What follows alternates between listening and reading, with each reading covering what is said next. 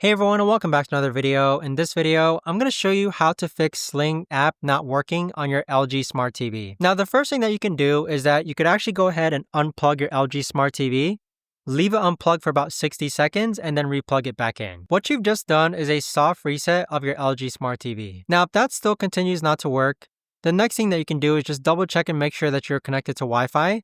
So click on the gear icon.